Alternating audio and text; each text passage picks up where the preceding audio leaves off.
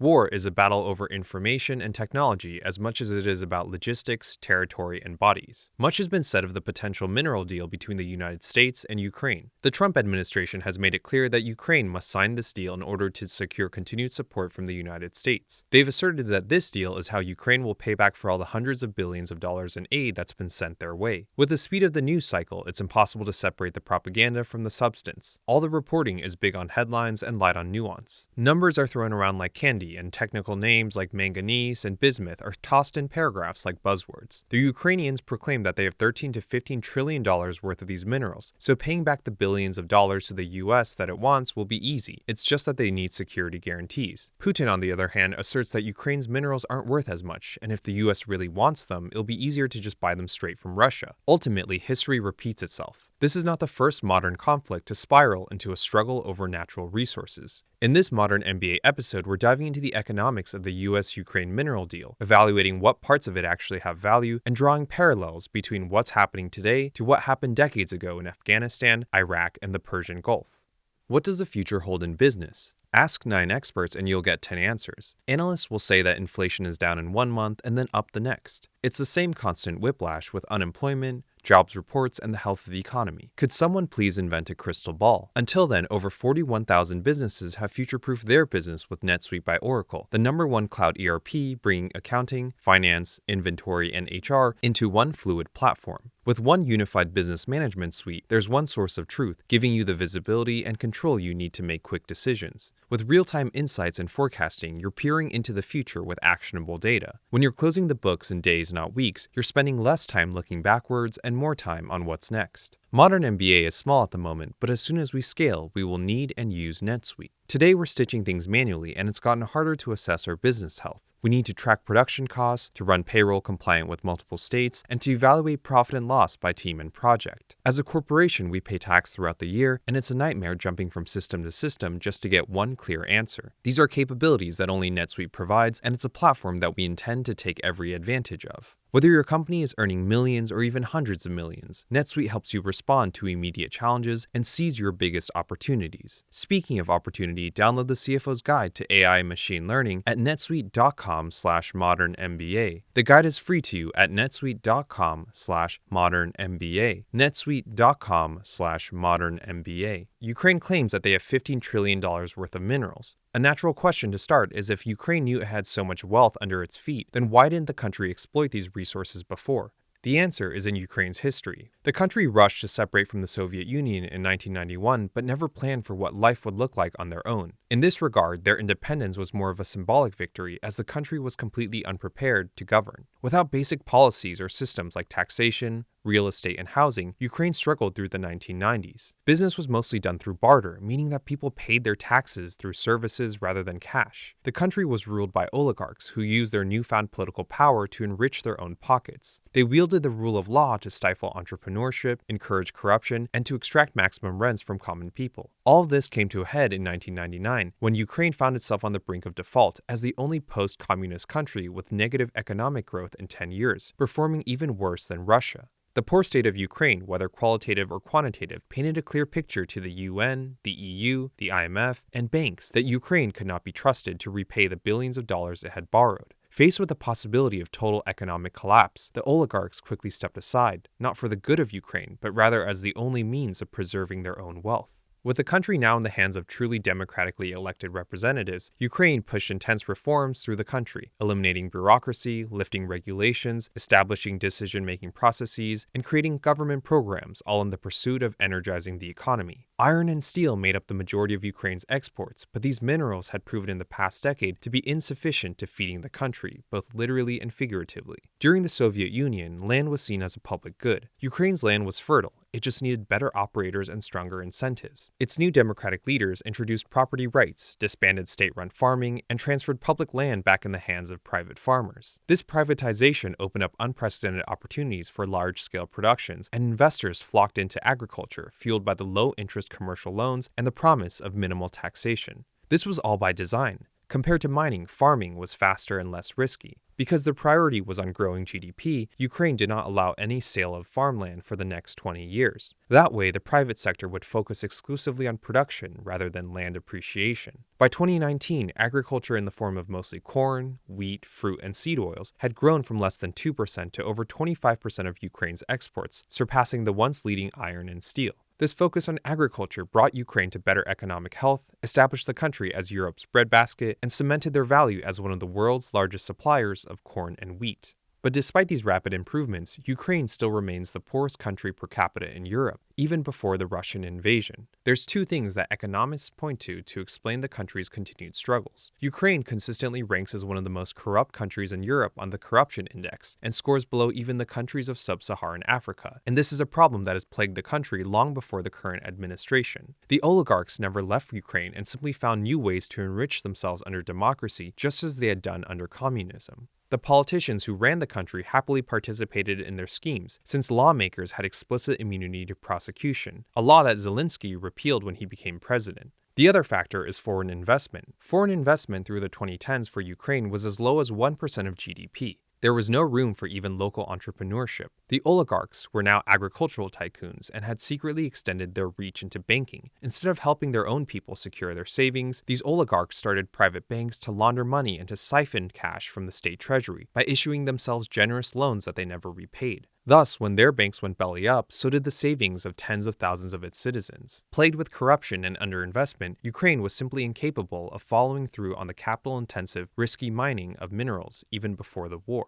The deal with the United States, in essence, is a forcing function for Ukraine to finally tap into these natural resources. The prevailing theory in the media is that the mineral deal with Ukraine is the first of many steps that the United States is taking to reduce its reliance on adversaries like China for these rare minerals. We can see how plausible this is when we poke at its specifics. Every country and entity defines its own list of critical minerals. The EU has a list of 32, the Department of Interior has a list of 50 that it deems essential for the US economy, and the Department of Defense outlines 58 different minerals specifically for maintaining American military power. There's no master list or even consensus on what minerals are most valuable. If we take the intersection of all these different lists, we end up with 22 minerals. The United States Geological Survey is the federal agency that assesses the availability and consumption of these rare minerals every year. The key metric they track is net import reliance, where they calculate how much of a specific mineral is imported into the US, how much of that same resource is exported, and then report the net amount imported as a percentage of consumption that same year. By factoring in real usage, net import reliance distinguishes if a mineral is just being imported in to be stockpiled versus being imported in and consumed in production. Thus, the higher the net import reliance, the more dependent the United States is on importing from other countries to meet domestic demand. When we chart the 5-year average of net import reliance of every mineral on our intersecting list, we can see that the US is dependent on foreign imports for 19 out of the 22 minerals. The only 3 minerals that the US is not reliant on other countries for are beryllium, hafnium, and lithium. Relying on imports by default is not a bad thing. No country could have all the resources and minerals that it needs. The purpose of globalization is to trade what you have more of in exchange for what you have less of. But the point of contention for the United States is that when you want to be the world police, when you want to hold the biggest stick, and you want to dictate to other countries how they should govern or who should be in charge, you make enemies. And when you depend on your adversaries rather than your allies to supply critical minerals, this perpetual reliance becomes not just a risk, but an unacceptable Achilles heel for the US military-industrial complex. Of the 22 critical minerals on our list, the US relies heavily on China to supply 8 of them to compensate for the domestic deficit. When relationships between the US and China were positive in the early 2010s, that dependency was as high as up to 10 minerals on this list. As the relationship between these two countries have deteriorated over the past decade, the US has made a concerted effort to import what it needs from allies rather than from China, but that has only worked in a few cases. For instance, cobalt is used for jet engines, batteries, and munitions, and the US has been able to successfully swap out China for Norway as their primary supplier. Germanium, which is used in infrared, NVGs, semiconductors, and satellites, is another case where the US was able to drop China for Belgium as its primary source. But for the remainder of these minerals, the US is simply unable to wean itself off of China. China is by and large the only game in town for minerals. Antimony is used in night vision goggles, nuclear weapons, explosives, and infrared sensors. Rare earth metals and elements like yttrium are used not just in civilian essentials like GPS, smartphones, computers, and X-ray machines, but also in military necessities like missiles, aircraft, weapons, and submarines. In all of these examples, China is the largest producer and exporter and has been since the 1990s. As the US has levied more tariffs and restrictions onto China in recent years, China has responded tit for tat by stopping their supply of these critical minerals to the US. China has built their monopoly in minerals over many decades. While the US established its superpower through military might and currency, China has cultivated its influence over the decade primarily through economics. It's not that the Chinese somehow lucked out on having all the minerals in their border and everyone else in the world just missed the jackpot. Despite the advancements in technology, mining is a dirty business with far-reaching environmental and social consequences. Mines in the US rarely get off the ground due to the heavy regulations, intense public backlash, high risk, and low political popularity. The only thing worse than a cemetery in someone's backyard is a mine. All these factors are why it's been cheaper for the US to simply outsource these minerals from other countries who take on all the risk and damage. China's ambition to win the global mineral trade started in the 1990s as they opted to mine first and deal with the consequences second to get ahead. They kept regulations lax, prioritized output over the environment, and turned a blind eye as private operators dumped toxic waste into local waterways and communities. To China, these externalities were the price that they were willing to pay for growth. The US themselves paid a similar price for rapid industrialization in the 1900s. For China, giving up water and soil in exchange for mining superiority in the southeast was ultimately not any different from what they did in the northeast, where they allowed air pollution in exchange for manufacturing dominance. Over the decades, China has transitioned its mineral business away from private ventures and towards state-owned enterprises, where output comes before profits, regulations are absorbed, oversight is internalized, projects can be financed overnight by the public banks, and policy can align with production.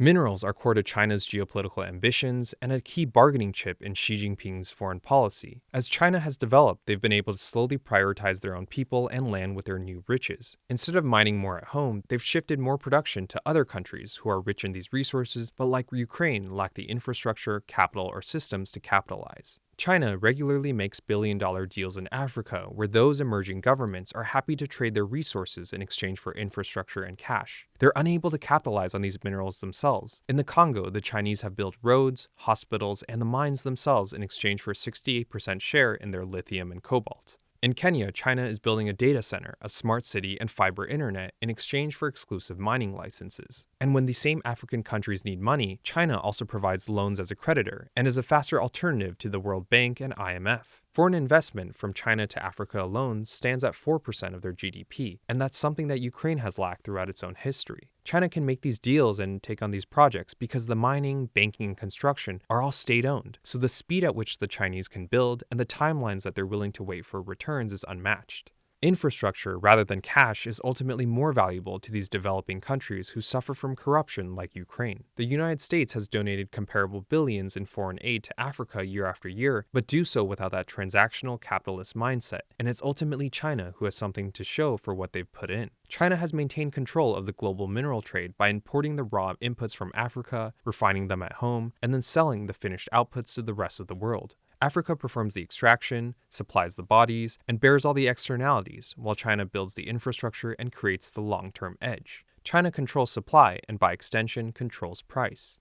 What Ukraine won't admit is that even if their minerals are truly worth the $12 to $15 trillion that their government claims, the specific minerals that they do possess will not actually help reduce American dependence on Chinese minerals. In the world of mining, there's a difference between deposits and reserves. A deposit means that there's an above-average concentration of a mineral at this location. But more studies have to be performed, samples have to be taken, and the site has to be further surveyed in order to assess feasibility. Beyond regulations, a deposit could look very promising, but could be unviable if the location is too remote, if the market price of that mineral falls, if the mineral concentration turns out to be too low, or if the size of the deposit is too small to sustain the next 10 to 30 years that a mine is expected to run for. A deposit can only be called a reserve after it's been verified to be economically and technologically viable, but even reserves are not guaranteed. More studies have to be conducted, and still, everything in the mining world is an estimate. Nothing is certain until the drilling starts. Despite this nuance, Ukraine has continued to hype up the value of its minerals to the media, who can't be bothered to research the difference between deposits and reserves. The only way to perform objective analysis is to go through their claims at face value. Ukraine says they have about 14,000 reserves of beryllium. Beryllium is stronger than steel and lighter than aluminum, making it the material of choice for fighter planes, targeting systems, and communications. But 60% of the world's beryllium is located in the United States. The number of reserves in the state of Utah alone exceeds that of Ukraine. The US is the leading producer and exporter of beryllium at 190 tons per year, which is over double the production of the second biggest player. Because of America's domestic production, Ukraine's beryllium is not strategic to the US. Ukraine alleges that they have 140 million tons of manganese reserves, but that's also not strategic. The US gets its manganese from Gabon, its ally in Central Africa. In exchange for this decade-long flow of manganese and oil, the US has turned a blind eye towards Gabon's regimes and stayed out of the way of its country's dictators. Lithium is arguably the most recognizable and in-demand of minerals, as lithium batteries power everything from smartphones to electric vehicles. Ukraine claims to have a third of Europe's lithium deposits at 500,000 tons. But deposits are not reserves, so that means even under the best-case scenario where the mining does start, only a subset of this 500,000 can ever be extracted. The US imports most of its lithium from Chile and Argentina and has been able to source enough from these two allies for the past 30 years, even with the increase in demand. While the US does not mine lithium, the country has already committed $3 billion under Biden to increase domestic mining and processing capabilities for lithium alone. But ahead of Chile and Argentina is Australia, who holds the seat as the world's largest exporter of lithium. With the world's three largest lithium producers being key American allies and no actually verified reserves, Ukraine's lithium might as well not exist. Their lithium in time may be useful to their Eastern European neighbors who might value proximity over price. But even in the most optimistic timeline, the 10 to 15 years it would get a mine up and running, the market value of lithium itself will likely change. With skyrocketing demand and the global push toward EVs, the universal focus for all world governments these days, from the east to the west, is to get more out of recycling lithium batteries rather than mining the raw lithium in perpetuity. Ukraine also claims to have 9,000 tons of cobalt deposits, but this doesn't mean anything when the main suppliers for the US are entrenched allies like Norway, Finland, Japan, and Canada. Ukraine also reports that they have rare earth deposits in the east, but eastern Ukraine is Russia-occupied territories, and the deposits have never been verified. Like lithium and cobalt before, estimating yield from deposits is dangerous. No geologist or miner would ever take any of these figures being tossed around at face value, whether that's in dollars or tons.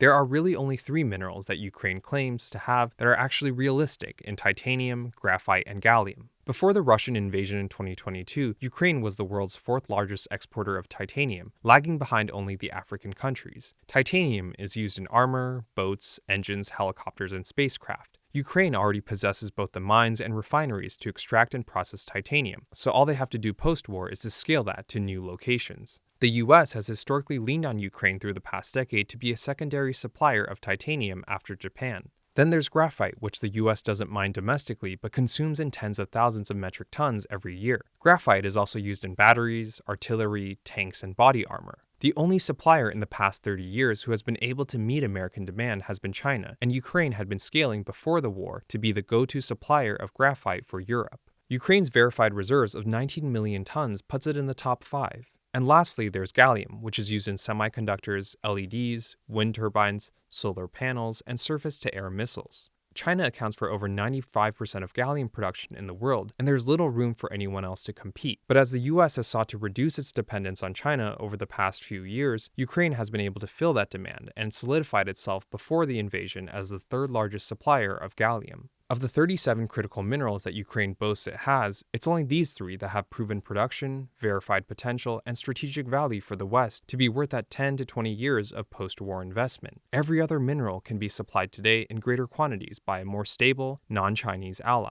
Ultimately, these minerals are not rare in their existence, but rare in that there's only a few countries that are willing to do the dirty work to get it out of the earth. Even the US government knows that most of Ukraine's minerals are not worth anywhere close to the trillions that Ukraine states. The current arrangement, as reported, is that the US would make 50% of every dollar that Ukraine makes off of mining these future mineral deposits and reserves. Any money that Ukraine gets from its current mines is not part of the deal. But the heart of the deal is in cash, not minerals, which implies a low confidence. If the US believed Ukraine was this treasure trove of minerals, they would be pushing for deals like China has with Africa, where American companies either get exclusive licenses, first dibs on reserves, and/or direct equity in the mines themselves once they're built. But at the end of the day, Ukraine just doesn't have anything else to offer. The agricultural commodities that serve as the backbone of Ukraine's modern economy in corn, wheat, and sunflower oil are not valuable, as the US is already entrenched as the world's largest producer of corn and top 5 when it comes to wheat. When we dig further, there are more hard truths to both mining and the present condition of Ukraine that make this mineral deal feel even more like fantasy. It takes on average 18 years to get a mine up and running, and maybe we can shave off 2 to 4 years, assuming that the Ukrainian government in a post-war environment would most likely expedite these projects and cut regulations. But that's still a time horizon of 14 to 16 years. Mining is an expensive endeavor, as the average cost to take a single site from exploration into production is hundreds of millions of dollars. Mines also require tremendous energy to power all the machinery and equipment. Given that Ukraine's power grid has been bombed to the point that they're importing electricity to keep lights on and to keep heat running, the country's energy infrastructure would have to be rebuilt before these mines can even start. Roughly 40% of the mineral deposits that Ukraine counts in its $15 trillion estimate is located in eastern Ukraine, where the land is currently occupied by Russia or is infested with landmines. Regardless of whether or not that occupied territory is returned to Ukraine, someone would have to clear and safeguard these areas so that the geologists, scientists, and miners can operate in peace. Even if the deposits turn out to be fruitful, these risks around safety, security, and energy will all ultimately translate into more costs that add on to an already daunting price tag. The elephant in the room that's not covered in this deal is who's actually going to do the mining. Even if Russia and Ukraine reach a peace deal, who's actually going to foot this bill? It's certainly not the Ukrainians. The Zelensky administration is hoping that the promise of untapped trillions will be enough to sell American investors and mining companies on these opportunities. In their ideal world, American miners would bring modern equipment, technology, and capital that the Ukraine mining industry has lacked for decades, and along the way, by building these mines, they'll be able to create employment and tax opportunities that would be critical for Ukraine's post-war economy. And by involving American businesses, they can have American civilians and assets on Ukrainian soil, which would also on paper help deter future attacks from Russia. While it's understandable why the Ukrainian government would think this way, it still doesn't change that this is not just unrealistic, but naive. Mining is privatized in America. The US government can't force companies to go to Ukraine and put money in if they don't want to, and no sane company would throw their money into Ukraine with so many unknowns. For Western mining companies, investing in Ukraine is simply unappealing when there's safer, more well-established reserves that are available domestically at a fraction of the cost and risk. Since the US is now openly funding and encouraging domestic production to further secure mineral independence from China, there's more than enough incentives to pursue mines at home before running over to Ukraine. As a result, the mineral deal, under a cynical lens, is meaningless. Staking a claim on the first $500 billion in mineral sales is pointless when there's no one even in place to execute.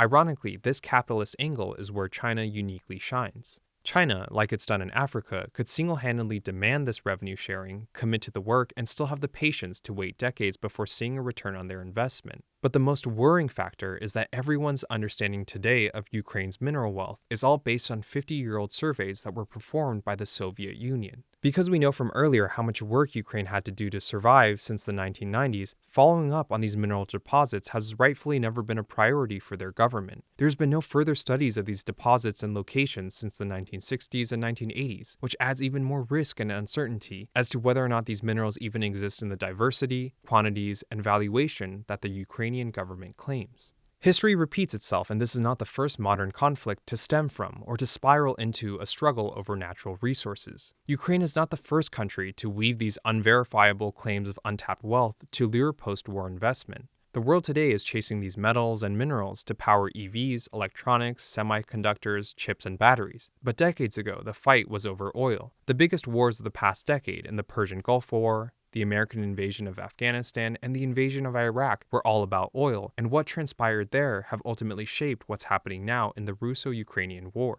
Contrary to popular belief, the US didn't personally profit from any of these wars. Bush Sr. and Bush Jr. did not insert ExxonMobil and Chevron into Iraq, Kuwait, and Afghanistan after overthrowing the Taliban and Saddam Hussein. As mentioned before, the US wields its power through military and currency. After the collapse of the Soviet Union in the 90s, there was no one left in the world that had the strength to go head-to-head against the US. The Vietnam War and Korean War in prior decades had clearly demonstrated to lawmakers that dropping bombs and marching troops was also no guarantee of success. The dollar has been the primary currency of the world for nearly 80 years. The US dollar dominates in foreign exchange transactions as most commodities are priced in dollars, most trade is done through dollars, and most foreign countries hold dollars to hedge fluctuations in their own currency. Given how central the US dollar is to the global economy, the United States enjoys a privilege not just in their reach and purchase power, but also in influence. If you want to be a part of this global economy, you need access to dollars, and when you use dollars, you involve American banks. This gives the US a centralized power, and they get to decide who does and who does not get to take part in international trade. In this modern era, the US has progressively relied more on economic coercion rather than military strength to advance its geopolitical interests. Sanctions are cheaper than military action.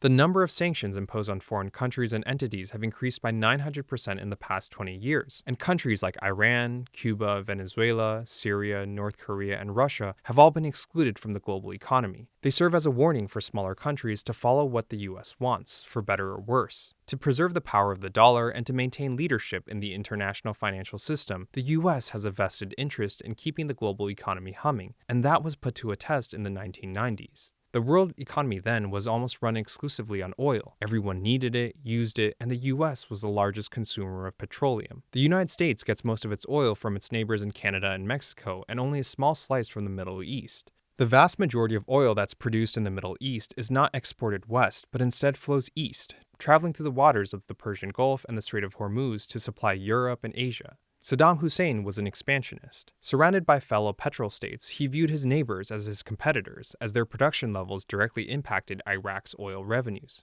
He attacked Iran and invaded Kuwait with the aim of seizing their oil fields and establishing Iraq as the dominant power in the region. Just like what China does today with minerals, Saddam knew that if he could control supply, he could control price. His attacks destabilized the entire region, and Saudi Arabia, a long-standing American ally, feared that they would be next to be invaded. There was mounting global concern that oil production in the Middle East would fall into the hands of someone as hostile, unstable, and unpredictable as Saddam Hussein, and in this situation, sanctions would be useless. The Middle East alone produces over a third of the world's oil and holds nearly 50% of the world's reserves, so even if the petroleum from the Middle East doesn't flow to the US, it fuels the other countries that the US depends on, like China, India, Germany, and Japan. By this point in the 1990s, the world had already experienced multiple oil shocks through the 70s, where Middle East oil shortages directly caused recessions across the West. Everyone, not just the United States, was acutely aware of what was at stake if Saddam Hussein was to take control of the entire region. If he were to limit or pause oil exports entirely, it could mean a collapse of the entire world economy. The stakes were so high that over 40 countries rallied together with the United States to fight back against Saddam Hussein, and that even included the neutral Swedes and Norwegians. Far-off nations like Japan, Spain, and South Korea even contributed men and money to the war effort, as even they had something to lose. The oil had to keep flowing. This, in effect, was why the Persian Gulf War was so effective and so short. In 6 months, this 42-country coalition had liberated Kuwait, kicked Saddam back to Iraq, restored the Middle East to its prior state, and maintained the flow of oil, thereby ensuring the stability of the world economy. But things took a turn in the early 2000s with 9/11. The focus spiraled from oil and economics into terrorism and democracy with the US invasion of Afghanistan. While Iraq, Kuwait, and Saudi Arabia are oil states, Afghanistan is landlocked, and their economy is mostly driven by agriculture and opium. After overthrowing the Taliban, the US soon discovered that winning and ruling are not the same thing. The invasion had turned Afghanistan into a zombie state where the economy was in worse shape than before, the conflict had devolved into guerrilla warfare, and the new government had little influence amongst its people. The US committed to help rebuild Afghanistan, sending progressively more troops, equipment, supplies, and foreign aid over the decades. But after years of efforts, Afghanistan was no better off than it was before, and the country constantly relied on cash infusions from the US, IMF, and the World Bank, along with other countries to fund its domestic projects. There was also growing suspicion from the US that most of the money was disappearing into the pockets of corrupt officials and even into the pockets of Hamid Karzai, the same president that the US had handpicked to lead this new democracy. It became clear that continued handouts were not actually helping Afghanistan, but there was little else the country had to offer beyond poppy and grapes. It was in 2007 when the US discovered that Afghanistan had potentially $1 trillion worth of rare mineral deposits. These huge deposits of iron, copper, cobalt, gold, and lithium, if extracted and exported, could turn Afghanistan into a mineral powerhouse and supercharge their economy into sustainability. The problem that Afghanistan ran into, just like what the US and Ukraine are facing today, is who's actually going to extract these minerals out of the ground and turn them into real dollars. Hamid Karzai traveled around the world selling this mineral project to anyone who would listen. He flew as far as Japan, proclaiming to the Japanese that Afghanistan was ready to award them priority mining rights ahead of the Americans if Mitsubishi would take on this work. The Japanese expectedly declined this offer. While the US valued Afghanistan's mineral deposits at $1 trillion, Karzai continually insisted that the more accurate number was $3 trillion, no different from the funny math that Ukraine is doing today to attract investment. But given that the US government was too preoccupied with Iraq and ISIS to care, the Afghans had no mining expertise beyond coal, the country was still reliant on electricity imports for power, foreigners were regularly being taken hostage, and Taliban insurgents were attacking civilians and military alike, the opportunity was simply a tough sell. At the end, it was only China who was willing to take on this project. They committed $3.4 billion in 2008 to develop Afghanistan's largest copper deposit at Mesh Ainak. There was also interest in the site from Russia and 2 mining companies from North America, but in the end, Karzai went with China, who promised the most money and least contingencies. China not only outbid the competition by $1 billion, but also committed to building coal generators, railways, and towns to power the future copper mine on its own dime, which the privatized Canadians, Americans, and Russians were unable to match. But in the 18 years since this deal was signed, not a single bit of copper has been mined from Mesh Ainak. The project has been continually delayed over safety and security. The only progress to date has been the paving of a single small access road that leads into the site, which was only done last year. The Taliban, who are now back in charge of Afghanistan, are desperate to resume this project for funds under American sanctions and have provided guarantees to the Chinese that they will protect their workers at the mine. Ultimately, the same story has played out in Iraq. It's China, not the US, who have capitalized. China has continually won bids to develop Iraq's oil fields, and as of today has 7 times the market share of the US for petroleum projects in the country, despite the best efforts of the Iraqi government to appeal to American investors. It's only the Chinese who are willing to overlook all the risks and to bring more than cash to the table, while American companies sit on the sidelines concerned with safety, corruption, and profit timelines.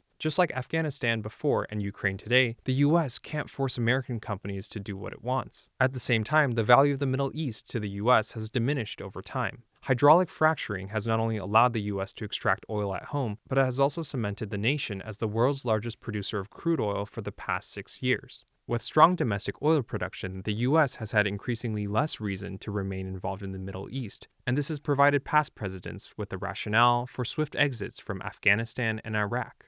All of these past conflicts have shaped the American government's thinking process as it relates to present-day Ukraine. American lawmakers are significantly more sensitive about making sure that they get something back for what they're putting in, rather than walking away with total losses like they did with Iraq and Afghanistan. The notion of investing in another armed conflict and getting nothing in return for what's put in stings, especially when China is always there in the aftermath, signing deals and growing its influence. Whether it's fair for private companies to be bidding against state-owned enterprises, and whether or not American hegemony is truly still necessary in this modern age, are all debates that are best left to others. Ultimately, history repeats itself, and the Ukraine-US mineral deal is not any different from the Afghan mineral deal from 18 years ago and the Iraqi oil projects from 12 years ago. Unless the US nationalizes mining, the same issue will always remain. Deals are meaningless without execution, and the real winners will always be the ones who can do the work.